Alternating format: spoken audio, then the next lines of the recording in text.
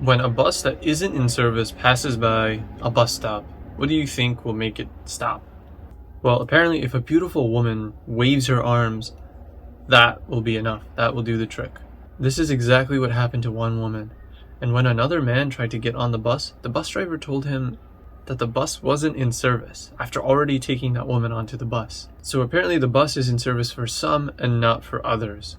This woman isn't the only one who talks about pretty privilege. There are many young women on TikTok who talk about the benefits and the free items that they get just for looking attractive. Angela Fagbemi listed all of the freebies that she got in a TikTok video last summer. She says she got drinks, a $100 Uber ride, free surf lessons, a $300 ticket to Lollapalooza, all free of charge just because of her looks. Fagbemi says that the people who gave her these free gifts didn't want anything in return. They just gave her those gifts because they wanted to spend time with her. It's pretty wild, but it's believable. On the same note, somebody with the handle Mermaid Kills says that she also experienced pretty privilege after she lost 100 pounds.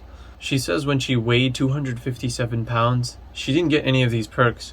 But as soon as she lost that weight and became slimmer, she noticed subtle things like having not to pay for an extra drink or a dessert, or people noticing that she was struggling to put air in her tire and offering to help her out. Now, you might be saying, well, aren't these people just being nice? Isn't that just a normal thing to do? She'll tell you, where was the kindness when she was 257 pounds? Why did it all start now? She would get the same amount of kindness that she received before, multiplied. To define pretty privilege, we'd probably define it as the principle that people who are deemed more attractive by society standards are more likely to have an upper hand in the world and given many opportunities that regular people don't have. This all depends on beauty standards. And in the West, people would argue that these beauty standards would be to be white, to be young, to be thin, and to be physically healthy. And I would argue that these standards also exist in the rest of the world, except instead of being white, it would just be pale, or as pale as possible. But there are judgments we make about people we deem attractive. In 1889, Russian author Leo Tolstoy said, "It is amazing how complete is the delusion that beauty is goodness." We tend to associate beauty with talent, intelligence, social success, and health. Well, where does it come from? Reyes, in his research in 2015, says that this is all rooted in biology. We have a tendency to seek out attractive people because it seems like they have something to offer to the gene pool, something positive to offer. Anthropologist Helen Fisher talks about how favorable traits are more likely to be selected for the next generation in order to pass on those genes to offspring in the principle we know as survival of the fittest, and this process is known as natural selection. You might be wondering, what kind of benefits does attractiveness have, or what kind of benefits did it have in the past? Well, in the past, someone with clear skin indicated that they didn't have some type of serious infection or parasites, I believe, was one or the other. And in the present, you are more likely to be rich if you are deemed attractive. How many people with like messed up past or even criminal record ended up turning that around and getting offers from modeling agencies because of their physical appearance, because of going viral on some social media platform?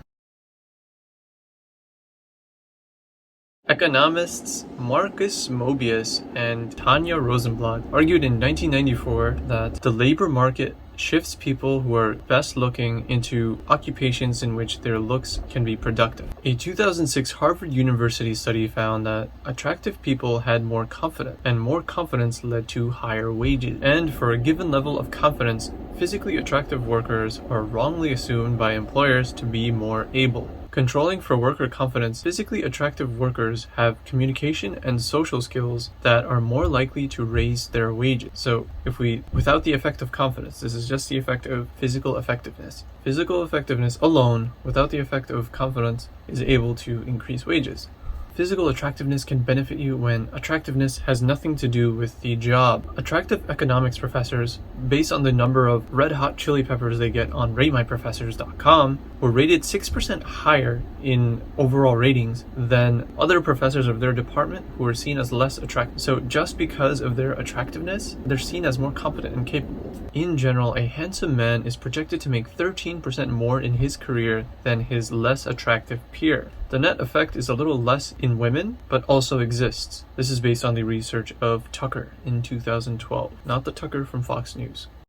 There's also something known as the pretty penalty, which means that pretty people are penalized for being attractive. Pretty self-explanatory. I don't know why I explained that.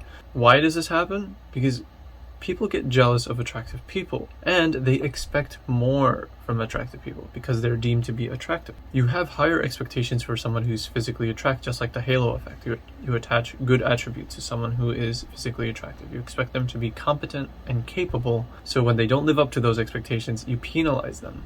A handsome waiter might actually get smaller tips, according to the research of Wilson in 2006. Because he's attractive, you expect him to perform really, really well. You expect fabulous service. Even if the service was decent, you will be disappointed because it didn't meet your expectations, and you'll tip him less. And so he's penalized. People also have a set of assumptions about attractive people. They assume that attractive people don't suffer. Attractive people live the best lives, that attractive people are mean, and that they're always happy. If you don't think that pretty privilege exists, then just ask Kylie Jenner, whose $900 million fortune is ultimately the result of pouty bathroom selfies, a famous family, and some good marketing. Being attractive can go a long way. It can be a gift, it can provide you with privileges and free items. And it can also provide a penalty for the expectations you don't live up to, or the assumption that your life is amazing. So, like many things, it's a gift and a curse, a double-edged blade. Until next time.